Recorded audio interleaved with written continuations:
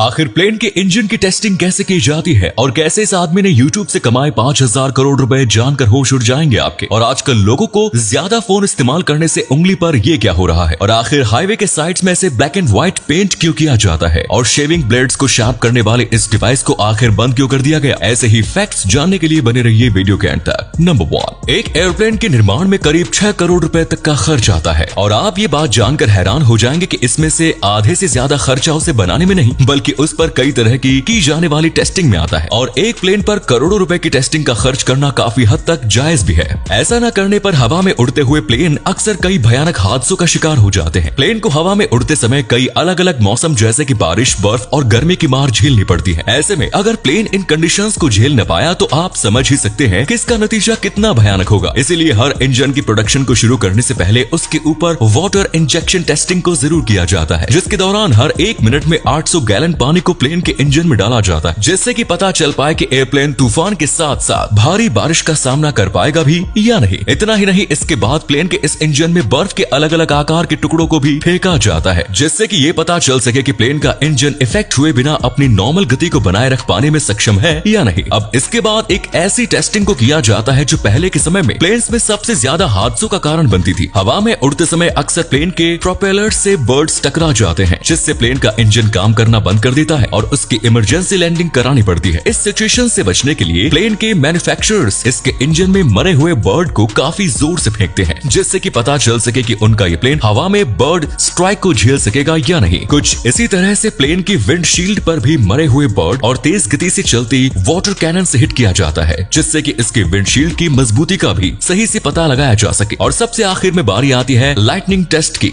हर एक प्लेन पर साल में कम से कम एक बार बिजली जरूर गिरती है। ऐसे में हवा में उड़ते समय प्लेन के सारे कंपोनेंट के साथ साथ उसका इंजन भी काम करना बंद कर सकता है, जिससे बचने के लिए मैन्युफैक्चरर प्लेन बनाते समय उसके ऊपर कार्बन फाइबर के एक फ्रेम का इस्तेमाल करते हैं, जिससे हवा में उड़ते समय प्लेन पर बिजली गिरने पर वो उसके इफेक्ट को रिफ्लेक्ट कर देती है और प्लेन को कोई भी नुकसान नहीं होता। हर एक प्लेन के पहले टेक ऑफ से पहले उसकी टेस्टिंग फेज में उसके ऊपर हाई वोल्टेज करंट को गिराकर ये देखा जाता है कि प्लेन पर इसका कोई मेजर इफेक्ट ना पड़े। इन सभी टेस्टिंग में पास होने के बाद ही मैन्युफैक्चरर को प्लेन्स की प्रोडक्शन शुरू करने की इजाजत दी जाती है। नंबर 2, हाल ही के समय में ज्यादा फोन का इस्तेमाल करने से लोगों में एक नई तरह की प्रॉब्लम को देखा जाने लगा है। फोन को ज्यादा देर तक पकड़े रहने के लिए लोग पिंकी फिंगर का इस्तेमाल करते हैं, जिसकी वजह से उनकी ये छोटी उंगली कुछ इस तरह से दिखने लगी है। उनकी इस फिंगर में फोन की ये शेप ही बन चुकी है और इस तरह की फिंगर को स्मार्टफोन पिंकी कहा जाने लगा है। आजकल आधे से ज्यादा लोग इस प्रॉब्लम का शिकार हो चुके हैं। वैसे क्या आपकी फिंगर भी स्मार्टफोन पिंकी बन चुकी है? कमेंट्स में जरूर बताएं। नंबर 3, अक्सर लोग सिर्फ एक शेव के बाद ही शेविंग ब्लेड की शार्पनेस में कमी आ जाने की वजह से उस ब्लेड को फेंक देते हैं, लेकिन 1940s में एक ऐसे डिवाइस को बनाकर तैयार किया गया था जो एक पेंसिल शार्पनर की तरह इस्तेमाल हो चुके शेविंग ब्लेड की शार्पनेस को कुछ इस तरह से फिर से बढ़ा दिया करता था, जिसके चलते लोगों ने नए ब्लेड्स को परचेस करना ही बंद कर दिया और घाटे के चलते शेविंग ब्लेड बनाने वाली कंपनीज की रातों की नींद उड़ गई, जिसके बाद उन्होंने अपने पैसे की पावर को दिखाते हुए इस मशीन को हमेशा हमेशा के लिए बंद ही कर दिया। नंबर 4, दोस्तों आपने भी गाड़ी चलाते समय अक्सर नोटिस किया होगा कि हाईवे पर कुछ इस तरह के ब्लैक एंड व्हाइट पाथ को बनाया जाता है, लेकिन आखिर इसके ऐसे ब्लैक एंड व्हाइट बनाए जाने के पीछे का असली कारण क्या है? तो आपको बता दूं कि इसे सिर्फ ऐसे 2 कलर्स में इसलिए बनाया जाता है ताकि गाड़ी चलाने वाले ड्राइवर को बिना किसी परेशानी के साफ साफ व्यू मिल सके। अगर इसे पूरी तरह से सिर्फ और सिर्फ सफेद कलर में बनाया जाएगा तो तेज धूप में पड़ने वाली रिफ्लेक्शन की वजह से ड्राइवर को सड़क का ये पाथ नजर आना ही बंद हो जाएगा, जिसकी वजह से उसका एक्सीडेंट भी हो सकता है। और ठीक वही इसके विपरीत इसे अगर सिर्फ और सिर्फ ब्लैक कलर के इस्तेमाल से बनाया जाएगा तो रात के अंधेरे में भी ये सही ढंग से दिखाई नहीं दे पाएगा, जिसका परिणाम भी एक्सीडेंट के रूप में हो सकता है। बस इन्हीं हादसों से बचने के लिए और दिन हो या रात दोनों ही समय में इसे क्लियरली देख पाने के लिए ऐसे ब्लैक और व्हाइट कलर की कॉम्बिनेशन से बनाया जाता है। नंबर 5, दोस्तों अगर मैं आपसे पूछूं कि YouTube पर सबसे ज्यादा पैसे कमाने वाला इंसान कौन है तो आपका जवाब होगा टी सीरीज, PewDiePie या फिर मिस्टर बीस्ट। तो आपको बता दो कि हकीकत में YouTube पर सबसे ज्यादा पैसे कमाने वाले शख्स का नाम है पावेल राडिव। रशिया में रहने वाला ये आदमी YouTube से हर साल 5000 करोड़ से भी ज्यादा पैसे कमा लेता है। दरअसल इस आदमी के अंडर YouTube पर ब्राइट साइड और 5 मिनट क्राफ्ट जैसे 150 से भी ज्यादा बड़े चैनल चल रहे हैं। आपकी जानकारी के लिए बता दूं कि सिर्फ और सिर्फ 5 मिनट क्राफ्ट के ही 70 मिलियन से भी ज्यादा सब्सक्राइबर्स और सिर्फ इस चैनल के अंडर ही 13 चैनल आते हैं, जहां YouTube पर इनके 500 मिलियन सब्सक्राइबर्स। वहीं अगर बात की जाए फेसबुक की तो वहां पर इनके पास 400 मिलियन से भी ज्यादा फॉलोअर्स मौजूद हैं। नंबर 6, एक बियर को बनाने के लिए उसमें 95% तक पानी का इस्तेमाल किया जाता है, लेकिन सिंगापुर में बनने वाली बियर में पानी नहीं बल्कि इंसान के पेशाब का इस्तेमाल किया जाता है। आपने बिल्कुल सही सुना। दरअसल हाल ही के समय में सिंगापुर में पानी की इतनी कमी हो चुकी है कि वहाँ पर लोगों को पीने का पानी भी नसीब नहीं हो रहा, जिसके चलते वहाँ की बियर बनाने वाली कंपनी ने अपने बियर में इंसानी यूरिन और नाले के पानी को प्योरीफाई कर उसका इस्तेमाल करना शुरू कर दिया। सिंगापुर इस दुनिया का पहला और एक ऐसा देश बन चुका है जो बियर इंसान के पेशाब से बना रहा है। और आपको ये जानकर काफी हैरानी होगी कि इसके बाद से सिंगापुर में बियर की बिक्री रोजाना बढ़ती ही जा रही है। इसी के साथ वीडियो एंड करते हैं। उम्मीद है वीडियो अच्छी लगी होगी। अच्छी लगी तो वीडियो को लाइक कर अपने दोस्तों के साथ शेयर जरूर करें। धन्यवाद।